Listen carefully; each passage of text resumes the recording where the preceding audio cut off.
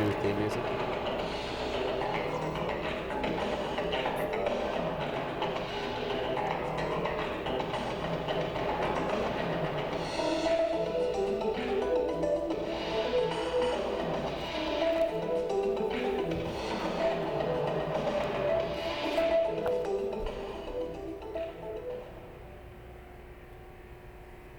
Good evening and welcome to Iowa News and Views. My name's Joe Balcom. I'm the host of the program. Thanks for being with us. Iowa News and Views is a community affairs program brought to you in 15 different communities around Iowa. Thanks for being with us. Tonight we're going to be talking about money and politics, but before we do, I'd like to talk about a recent news event. But actually, before I do that, I'd like to let you know that we're taping this program today at the Iowa State Capitol. Iowa News and Views is on the road over the next month or so. We're here in room 118 as in State Capitol. It's under major reconstruction and repair right now. It's pretty impressive. And we'll be on the road for a few more weeks doing shows, and so keep tuning in. The news item I want to talk about is the reports recently about the amount of money raised in the U.S. Senate campaign. There were recently federal reports listing Senator Grassley with more than $2 million in the bank, and his challenger, former Representative David Osterberg from Mount Vernon, with about $21,000 in the bank. So there's quite a difference in the amount of money those two campaigns have. I'd also like to note that a recent letter that was sent out by the Grassley for Senate campaign indicates that Senator Grassley feels like he needs $5 million to run this campaign. At least that's what his aides tell him. $5 million is a lot of money against somebody that's just got a few tens of thousands. Makes you wonder why he needs all that money, and moreover makes you wonder where he's going to get it all. We have our little campaign treasure chest here, and we've got the $5 million on it. We're not really raising money for any campaign, but we just like to say that's a lot of money. We're concerned about that kind of money in politics, and that's really the topic of the show tonight is clean money in politics. It's July 23rd. We're glad you're with us. And as always, this public access station is not responsible for the content of the program. I'm responsible for what I say, and our guests are responsible for what they say, and I guess it's time to introduce them. We have with us this evening the Executive Director of the Iowa Citizen Action Network, Brad Lint. We're pleased to have him. And we also have Joan Lucas, a longtime activist with the League of Women Voters, also the co-owner of a business called Legistats, which keeps track of a variety of statistics about the legislature, and she's also involved with other issues with the League dealing with campaign finance reform. Good evening. Thanks for being with us. Thank you. While we just made a note about the federal situation with the Grassley campaign needing $5 million, the focus of our conversation tonight is really on state issue, the state's efforts and people's interest in Iowa to address campaign finance reform. So we'll kick off with that. Joan, what is the current structure of the campaign finance system in Iowa? That's a good question, Joe. It's really pretty simple and pretty straightforward. We have a system that has absolutely no limitations on the amount of contributions that can be given to candidates, and there is no limitation on the amount of money that they can spend on their campaigns. Committees are required to be formed if a candidate spends or incurs expenditure or receives contributions of more than $500. And then those committees are the body to which contributors send their money. Mm-hmm. Candidates are required to file reports on a regular basis, only one report during an off-election year, up to 6 reports during an election year. Those reports are filed by paper for the most part at an office here in Des Moines, and the office is called the Iowa Ethics and Campaign Finance Disclosure Board. I see. Those people are in charge of keeping track of the reports, making sure that the reports are filed at the proper time, and making the reports accessible. They do a fine job of that as far as it goes. But as I said, most of the reports are filed on paper. It's very hard to make any sense out of all the information that's included on the literally thousands of pieces of paper in those files. Sure. We do have a new electronic filing system that has recently been implemented.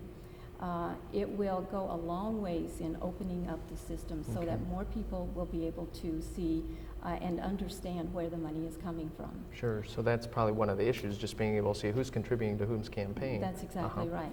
At this time, electronic filing is not mandatory, it's purely voluntary. Right. So we have both kinds of filing going on, and it's a little awkward right now. But the electronic filing system is very user-friendly, it's being well received, and I'm hoping, and the League is hoping, that it will catch on and it will be more widely used. Very good. So electronic filing is an issue. Brad, what are some of the other problems right now in the campaign finance system? Where do you start, Joe?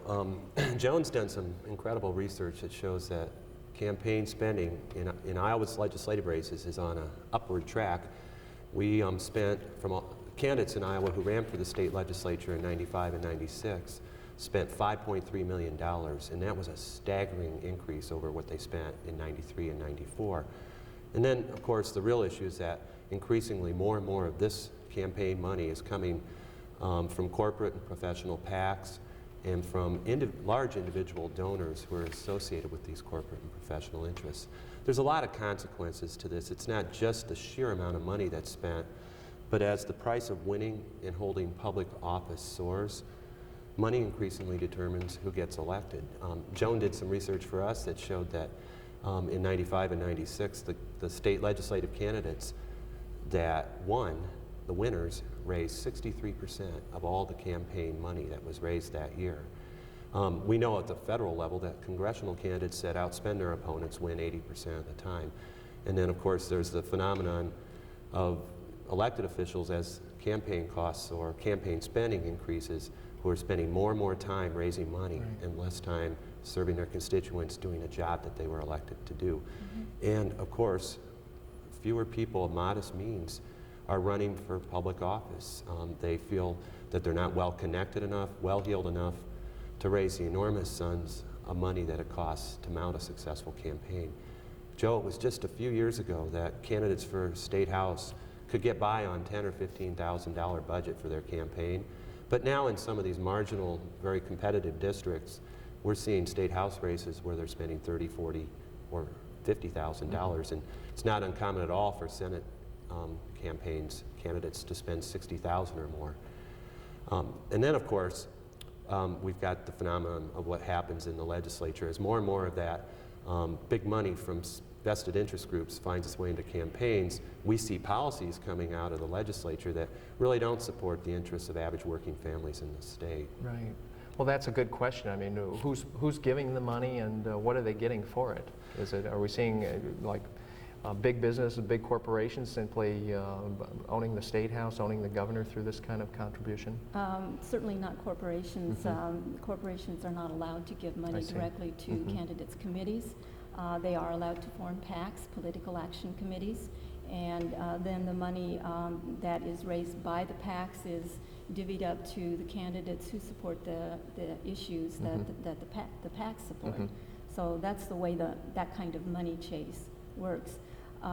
There are some individuals who participate in this process to a great degree. They like to give lots of money to lots of candidates, and there are other people who simply don't participate at all.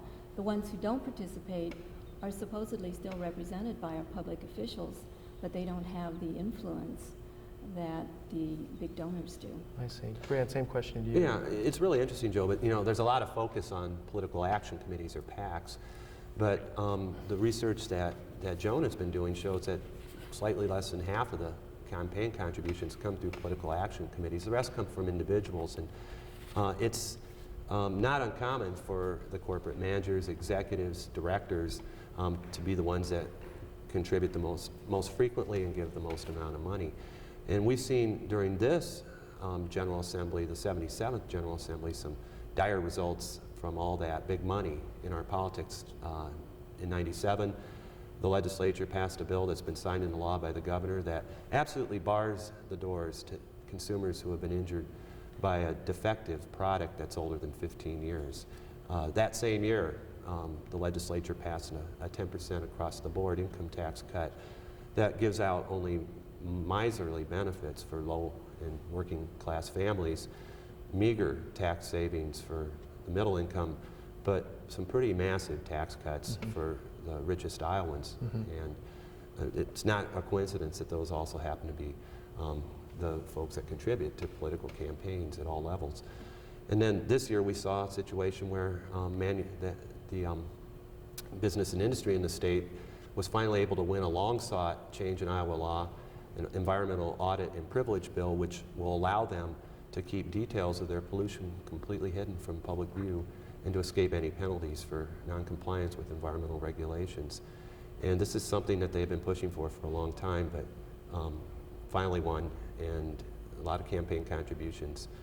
If you follow that money, you can associate them with that particular issue. Yeah, that was a terrible bill, you know, for the first time in Iowa, allowing basically polluters to cover up what they're doing and no public disclosure. And you just got to wonder if there wasn't some relationship between the kind of support they gave during campaign time and that kind of bill. You also had the hog lot bill, which basically took away citizens' right to sue under nuisance, which is maybe a little bit different, but you still had big contributors, agribusinesses, I'm sure, that would like to just see that law continue to keep the little guy from having due process. Well, you know, I just want to go back to a point that Joan made. Most Iowans do not choose to participate in the current political system by making a campaign contribution. I would wager that less than 1% of Iowans in any given election cycle write out a check to a candidate. There was just an interesting survey that we ran across from the Joyce Foundation in Chicago that sheds a little bit of light on who campaign contributors are, and you might want to mention that. Sure, I can do that. This information was taken from a survey done on federal contributors, and it was based on information in 1996, and it showed that 95% of the contributors were white, 80% were men, 80% were over the age of 45, and nearly half were over the age of 60. But the kicker here is that 81% of these donors had annual family incomes of more than $100,000. Wow. So we're talking about a very select group of people who are making a big impact on the legislation that's passed both at the federal level and at the state level. Sure. So Joan, what are some of the principles of a new campaign financing system that we would want to talk about here in Iowa? One of the things that we want to do is provide for an open system that has enforceable laws and that will set up a fair playing ground for all of the candidates. We want it to be open so that challengers and incumbents and new people will have the same kind of guidelines to work under. And we also want the information that they on their donors, we want that to be available to as many people as possible. And that's one of the reasons that electronic filing is going to be very important. The other thing we need to do is look at how much money is being donated to the candidates and how much money is being spent. Do we want to put some limitations on either one of those? That's a good question. And there are some little things that we can do to the disclosure laws that would tweak the system a little bit, make it a little bit tighter, and would just make the system a lot more open and fair. We basically need to fix a system that's broken. We're spending more and more money on campaigns. The number of offices that these people are running for is constant. That's not changing. We still have 100 representatives that are elected every 2 years. We still have 50 senators. Of those, 25 are elected every 2 years because they serve 4-year terms. There's really no reason that the money has to keep spiraling upward all the time. And unless we put a stop to it, I don't see where it will ever quit. I can see that. Go ahead. You know, Joe, there's a lot of political jockeying, partisanship over campaign finance reform. Certainly at the federal level, and this is true to a certain degree at the state level, you find that Democrats like to go after limiting big individual contributions that Republicans tend to get more than Democrats, and Republicans often want to limit PACs. Democrats tend to be more dependent on political action committees and Republicans for financing campaigns. So the average citizen could ask themselves, how do I know if this campaign finance reform that's being proposed is real reform, if it's true and meaningful, if it's just partisan snake oil? And what we're saying, is that people should ask themselves whether it meets 4 fundamental tests of reform. Will it reduce and limit campaign spending? Will it stem the flow of big money from vested interest groups? Will it give regular folks a shot at running for and winning public office? And then, of course, will it restore meaning to the principle of one person, one vote? True reform has got to shift the focus of campaigns from contributors to constituents. And, you know, it's very fundamental for our democracy. We've been heartened that, this was mentioned I think early in the program, but states, there's a lot of action at the state level, and although we don't expect to see anything meaningful come out of Congress, some states are leading the way on this issue. In '96, the voters of Maine passed a ballot initiative called the Maine Clean Elections Act, and that Clean Elections Act will fundamentally change the way campaigns are financed in Maine and end special interest domination of their elections. The way it works is that candidates who agree to limit their spending and refuse private contributions get full public financing for their campaigns. Now, to qualify for that, candidates do have to gather a certain number of signatures matched by small $5 contributions to show that they're serious candidates that enjoy community support. But once they get full public financing, they can spend their time campaigning, talking to constituents about issues instead of dialing for dollars. And if they're running against a private money candidate that's vastly outspending them, they get additional public funds to keep them competitive, to keep that playing field level. Now, this hasn't gone into effect yet. It'll be the first election in Maine that'll be governed by this will be in the year 2000. But some states are starting to follow suit. The Vermont legislature just approved this last year for their gubernatorial candidates. And it's going to be on the ballot now in a few places this election. It'll be on the ballot in Arizona, New York City, and Massachusetts. All across the country, voters are showing that they care about this issue. And when they put this on the ballot in Maine, they had 1,200 volunteers one day that went out and got over 60,000 signatures. And last year in Massachusetts, they had 2,000 volunteers who gathered 100,000 signatures to get it on the ballot in 3 consecutive rainy, cold weekends in the fall. So I think that this is becoming more and more of an issue that's energizing citizens, and there are now coalitions in 40-some states that are working to advance this issue at the state level. Well, that was one of my questions. I mean, is this going to be a salient campaign issue? I know we talk about campaign finance reform around every election, and then we send people off, and we just can't seem to get it done. And you're suggesting that voters are concerned about this. Joan, what do you find in your travels on this issue? I think voters are concerned about it. I don't know that it's going to be one of the main issues in the fall election cycle, but it's certainly something that the voters should be concerned about. They should be asking their candidates how they feel about campaign finance reform, what kinds of reforms would those candidates entertain, do they file their reports electronically, and just what kinds of changes could be made. We shouldn't be misled into thinking that campaign finance reform is impossible. It isn't. We routinely ask our elected officials to tackle very complex, very expensive public policy issues. This is something that can be tackled and it can be changed. It's not asking too much of our elected officials to go after it. Good. You know, Joe, Princeton Survey Research Associates did a poll not too long ago that was incredibly heartening. It showed that for 60% of the people surveyed, campaign finance reform was either a top priority or a high priority issue. And 57% of them understood and believed that solving this problem was key to making progress on other issues. Sure. The Center for Responsive Politics in Washington, a nonpartisan group that follows the money in American politics, also did a poll a couple years ago that showed that public support for a full public financing system was at its highest level since Watergate. 68% of the survey respondents said they would support it, even when the proposal was presented to them in unflattering terms that opponents use to denigrate it. And that was as many Republicans as Democrats. So we're seeing, to some degree, what's going on in Congress shows us that more and more there's bipartisan support for this, and we do have hopes that by organizing citizens and educating the public about the pernicious impacts of barely bridled private money in politics, that we can create a climate where politicians will have to take this issue seriously and address it. Very good.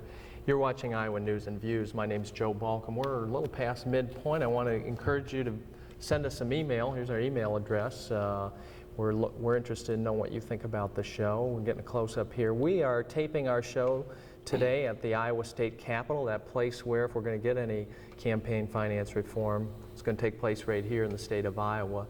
We're on the road here the next month, and we hope that you enjoyed the show. You can also call us at that phone number, 319-337-6280, and also put that back out. We've got a website, and you can check that out too. We've got a lot of interesting things about past shows, and we hope you join us. Regarding that campaign finance reform, we have our canning jar here. It's the $5 million jar. Chuck Grassley has recently said that he needs $5 million to run his Senate campaign this year. It's way ahead in the polls. We're concerned about that. Where's he going to get that $5 million? Why does he need it? That would be the question I'd have for him. If we could get him on the show, maybe we can ask him that. Back to Iowa. We're visiting with Brad Lint, the Executive Director of the Iowa Citizen Action Network, and Joan Lucas, a longtime League of Women Voters activist, active in campaign finance reform work.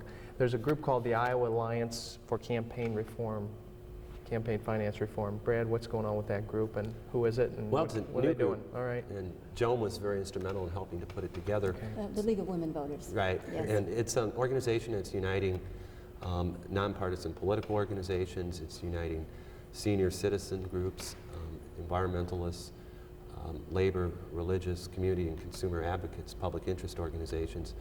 And the goal of the coalition is, again, to educate people about the role of private money in politics and the impact it has on the electoral and the legislative processes. And of course, we're also working to educate candidates about the need to get those disclosure reports submitted on a computer disk or electronically by a modem. Because the quicker and the sooner we have access to information, the sooner that folks like Joan can go to work to try to fingerprint it, so we can know who is contributing to candidates and the impacts that that has. Joan, what's the League's interest in this issue right now? The National League has had a position on campaign finance reform for a long time. And as the focus of reform seemed to go from the federal level to the state level, a few states here in the Midwest became involved in a project called Strategies for Success, campaign finance reform in the Midwest. This project includes 7 states, and it's funded by the Joyce Foundation. And it's basically a voter education project where we're going to be trying to establish a dialogue between the League and the regular people here in the state of Iowa, let them know a little bit more about the system. I mean, campaign finance is not a very riveting subject. A lot of people don't get real excited about it, but it is something that's very basic to our government, and it's something that we need to understand a lot more about. One of the things that we're doing for the project is I'm writing a comprehensive analysis of some of the statistics that I've derived from my data since 1993. Where is the money coming from? Who is it going to? And how much is going into the coffers of campaign committees? Good. We're going to be using that analysis in lots of ways. We're going to be doing a display that's going to travel across the state, and this display will be available to organizations, any kind of group that would like to use it for a program. It will be a standalone display, so it can be set up in a library, and it's basically meant to educate the people about campaign finance. We want people to know more about it, and then we want them to go to their candidates or to their elected officials if it's after the election, and tell those people that they want to have some kind of reform done, that they don't want to have so much money spent on campaigns, that they would rather have that money spent somewhere else in the state, and that they want to have a piece of the action. They want to be represented by their public officials, whether or not they are giving contributions to the campaigns. Good point. So in terms of Iowa, maybe a potential piece of legislation here in the next year or two, is public financing part of that? Well, ICANN's position is, of course, for full public financing. Okay. And we actually think that that's the only fundamental way to get the problem solved, to drive the private money out of politics. We've had, some states have tried partial public financing systems, but we find that that just doesn't take us far enough down the road, that Sure. there's still too much private special interest money that gets into elections. So what do you say to somebody that says, I don't want any of my tax money spent on campaigns, political, I want to fund roads, I want to fund schools, not campaigns? We say if you want to get those issues addressed, that we had better put our money into electing people that'll work on those issues. And you know, the bottom line is if you have candidates who are beholden to special interest groups, it's our schools, it's roads that often go begging for attention. So. As in many coalitions, the people and the groups who belong to the coalition of the Iowa Alliance for Campaign Finance Reform don't have all the exact same agendas. The League of Women Voters feels that incremental reform of campaign finance is probably a good way to go. We want to see reforms take place that do no harm. In other words, we don't want to set up a situation where the money just simply is funneled from one loophole to another. So I guess we are taking a more cautious approach to reform. But certainly we are open to anything that would make the system better and anything that would work well for the state of Iowa. Very good. Yeah, and the one thing that unites the Alliance members is the recognition that we've got to educate ourselves about how the system works and try to let people know the impact that private money is having on the process. Folks can get more information about the Alliance by emailing either one of us or by Got calling some us. contact information here. That's right. Go Call us ahead. at 515-277-5077, extension 16. Very good. We've got some contact information. We're getting ready to wrap it up here. I'd like to thank Brad Lint, the Executive Director of the Iowa Citizen Action Network, and Joan Lucas, who's a longtime League of Women Voters activist and has her own company dealing with campaign finance issues, and we appreciate you both being here. There's some contact information about how to get them through the phone or email. Your director today has been Rusty Martin. Thank you, Rusty, doing the camera work, and I produced it. Joe Balcom here. We appreciate you joining us. You've been watching Iowa News and Views, your statewide public access television program. We'll see you next time. We've been here at the state capitol this afternoon, and remember, what's important is what you're doing every day in your community to make it a better place. Go out there and get busy. We've got a couple people here making a difference, and it's your turn. See you next time.